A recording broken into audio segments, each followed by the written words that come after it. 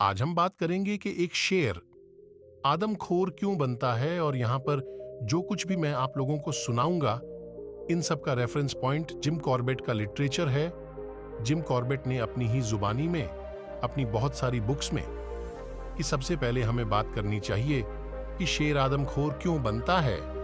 तो यहाँ जो कुछ भी मैं आप लोगों को बताने जा रहा हूँ वह जिम कॉर्बेट की खुद की जुबानी है, जिसे मैं बहुत ही सिंपल लैंग्वेज में आप लोगों के सामने रखने जा रहा है। दोस्तों, ये लिटरेचर पढ़ने से पहले मेरा भी आम लोगों की तरह यही मानना था कि शायद शेर को इंसानी मांस की लत लग जाती है और शेर को इंसानी मांस बेहद ही ज्यादा पसंद होता है।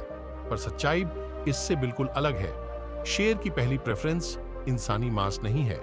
शेर को दूसरे जंगली जानवरों को मारकर खाना ही पहली प्रेफरेंस है और उसे उन्हीं का मांस बेहद पसंद।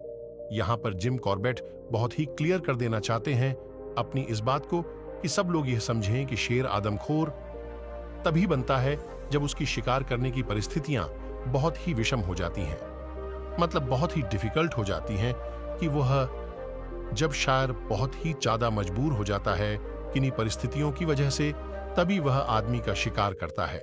और ये परिस्थितियां क्या हैं? ये परिस्थितियां जिम कॉर्बेट ने बहुत क्लियरली मेंशन की हैं अपनी बुक अनीथर्स ऑफ कुमावू में, कि सबसे पहले हमें बात करनी चाहिए कि शेर आदमखोर क्यों बनता है। तो यहां जो कुछ भी मैं आप लोगों को बताने जा रहा हूं वह जिम कॉर्बेट की खुद की जुबानी है, जिसे मैं बहुत ही सिंपल लैंग्वेज में आप लोगों के सामने रखन। दोस्तों, ये लिटरेचर पढ़ने से पहले मेरा भी आम लोगों की तरह यही मानना था कि शायद शेर को ही इंसानी मांस की लत लग जाती है और शेर को इंसानी मांस बेहद ही ज्यादा पसंद होता है। पर सच्चाई इससे बिल्कुल अलग है। शेर की पहली प्रेफरेंस इंसानी मांस नहीं है। शेर को दूसरे जंगली जानवरों को मारकर खाना ही पहली प्रेफरेंस है और उसे उन्हीं का मांस बेहद पसंद होता है।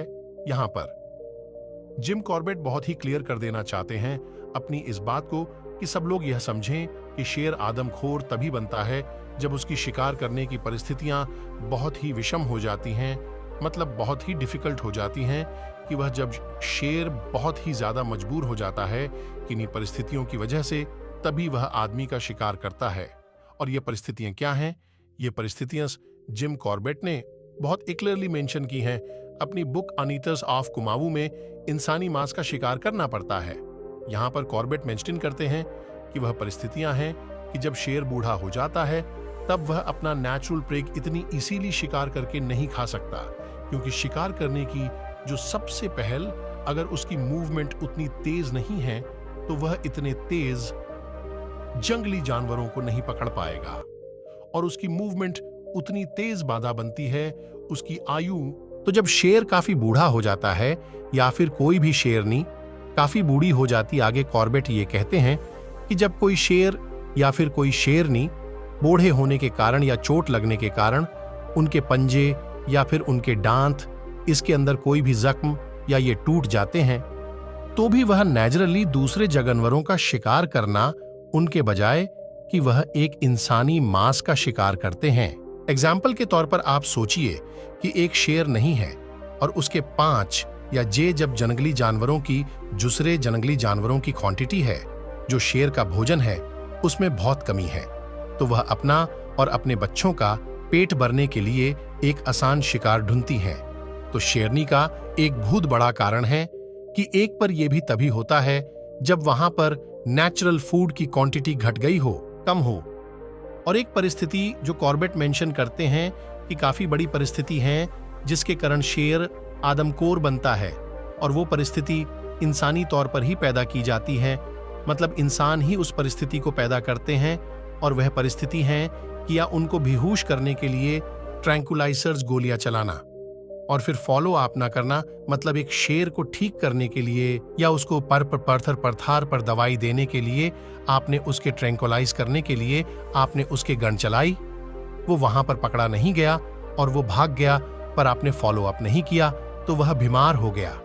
बीमार होके उसके मूवमेंट बहुत ही स्लो हो गई, या फिर शिकारी ना, क्योंकि हमने फॉलो अप नहीं किया तो हम उसे ठीक नहीं कर पाए, और जब हम उसे ठीक नहीं कर पाए तो वह अपना पेट भरने के लिए आसान शिकार ढूंढने लगा, और जिसके अंदर इंसानी शिकार करना उसके लिए सबसे इजी है, क्योंकि इंसानों की मूवमेंट उतनी तेज। जिम कॉर्बेट एक बहुत अच्छा प्रैक्टिकल एग्जाम्पल भी देते हैं अपनी इसी बुक में। वो एग्जाम्पल देते हैं मुक्तेश्वर मैन ईटर का, जो कि एक शेरनी थी पर बहुत यंग थी। तो जैसे हम यहाँ पर बात कर रहे हैं कि शेर बूढ़ा होकर हैस्का माइटर बनने का बहुत बड़ा कारण था कि वह एक बार शिकार कर रही थी और उसकी बढ़ंत एक पोर्कोपाइन से हो गई। पोर्कोपाइन एक ऐसा झगड़ली जानवर है जिसके पूरी बॉडी के ऊपर सिलाई जैसी कीलें बाहर निकली होती हैं, 8 से 9 इंच लंबी। उस शेरनी के पूरे शरीर की नजर घुप गई, उसके पैरों की नजर चली गई, और जब वह बैठी उनको निकालने की कोशिश की तो यू टर्न लेकर वह मुड़ गई और बहुत बूढ़े तरीके से शेरनी को घायल कर दिया। तो जब वह नीचे झुकी, शेरनी भूखी थी, शेरनी ने उसके सिर पर पंजा मारा और वह ही मर गई। शेरनी ने उस औरत का शिकार किया, उसे खाया, अपने पेट की भूख मिटाई।